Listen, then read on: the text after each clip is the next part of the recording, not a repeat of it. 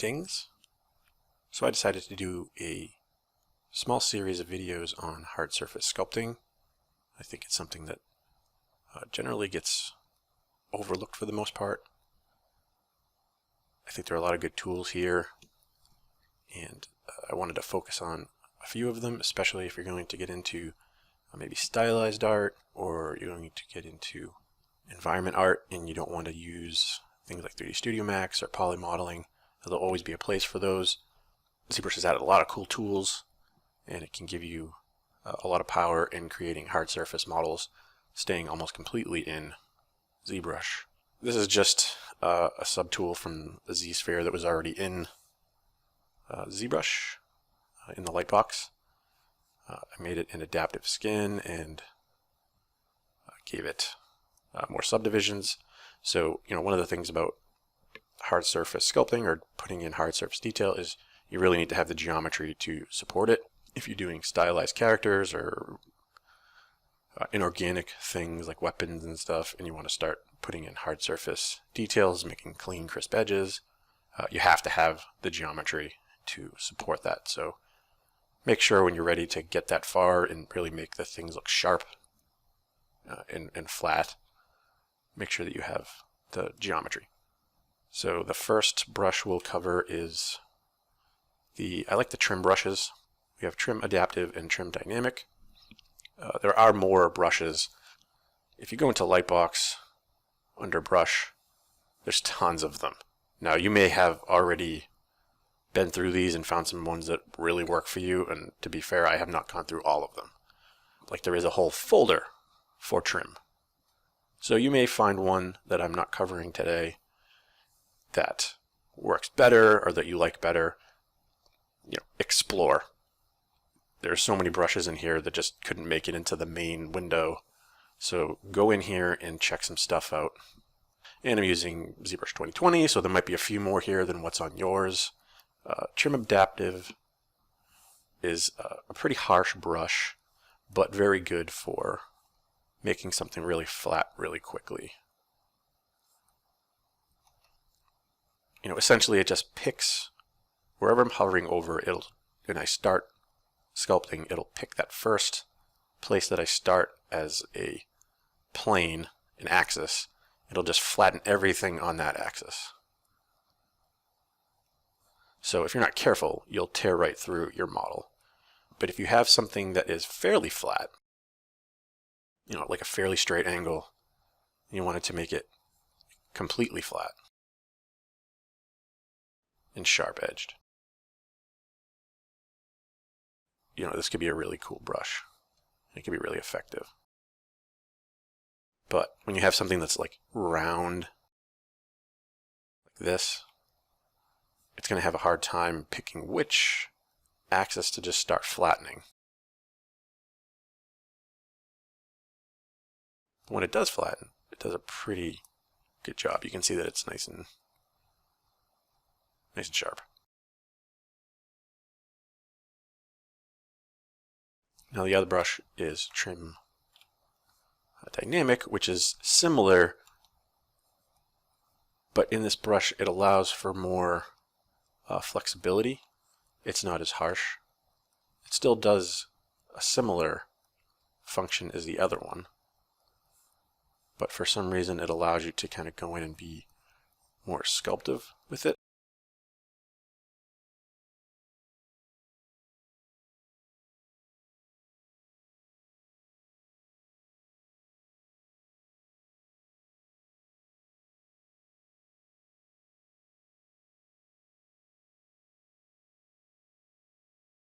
This one almost functions like I feel like a scraping brush or a shave brush or something.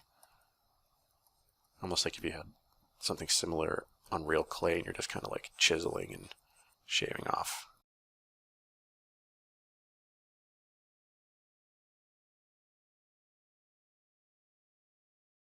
So use this one for maybe some general flattening out.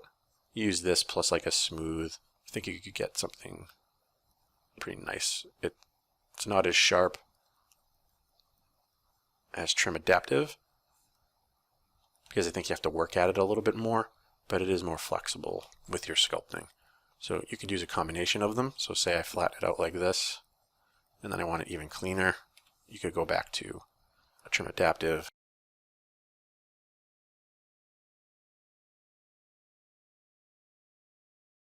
Maybe use it in conjunction with this one to help really kind of clean this up.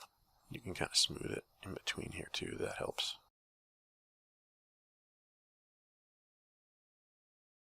Those brushes are good. So another brush that I like to use are the planar brushes.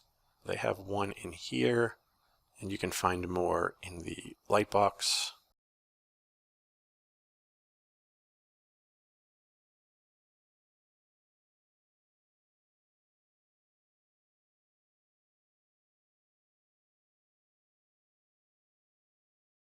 So there's a whole bunch of different kinds. And our flatten's pretty good.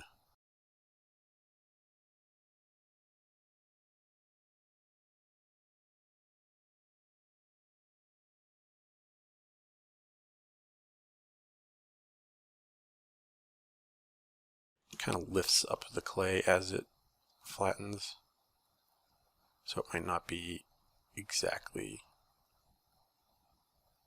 the way you want it to work, but there's some neat stuff here. This is the regular planar. It's in here. And this one's more like, it looks like it doesn't do anything, but it kind of just like finishes off something, an edge or an angle that needs to be flattened. Doesn't seem so useful right now, but I think could be. So like right here, it helps.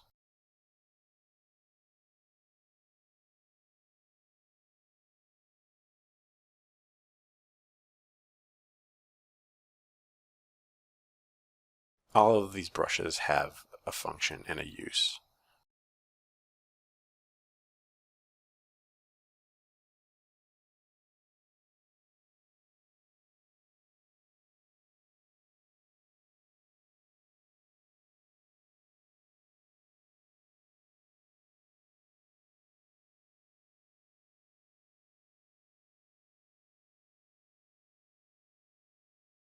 See, for something like that, I think it works pretty good to help kind of clean up those edges that the other planar brush made.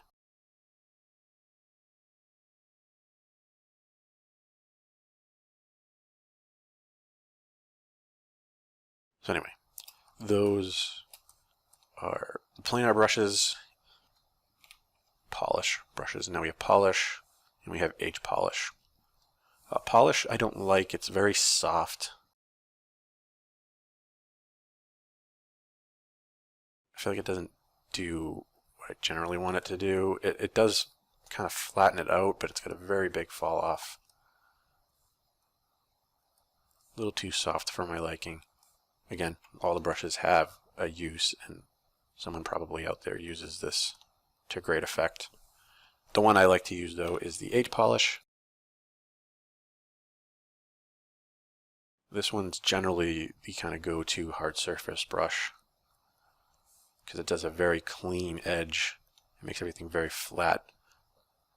It doesn't really pick an axis and go to it so much as it's kind of the direction of your strokes. So you can see I'm getting some really nice flatness here. Now because it uses the strokes, it can get, often a problem that happens with this is it gets wavy and uneven. It's flat and clean, but the line isn't as straight as you want.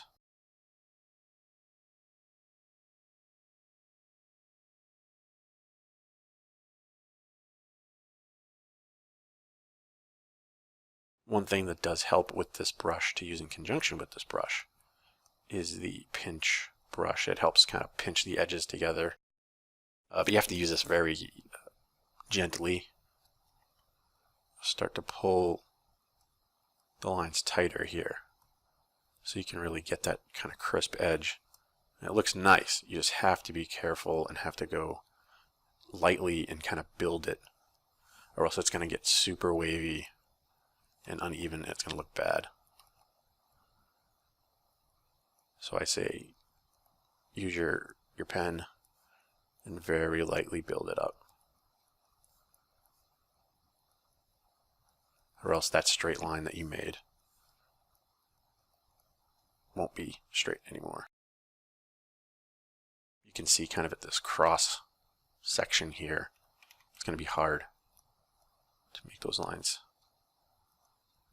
tighten them up, because what I'm essentially doing is I'm kind of making this less flat, so you might have to go back to the age polish.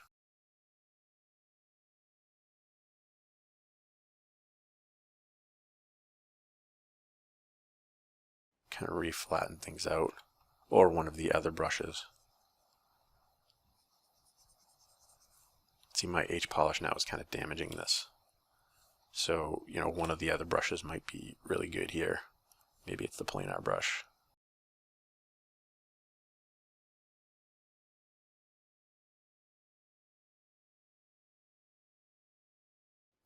So these brushes are good for what they do, and I think when at the end, if you combine all the techniques from all the videos that I'm going to put out, they give a lot of tools at your disposal. So that's it for this video, and we'll cover the next topic in the next video.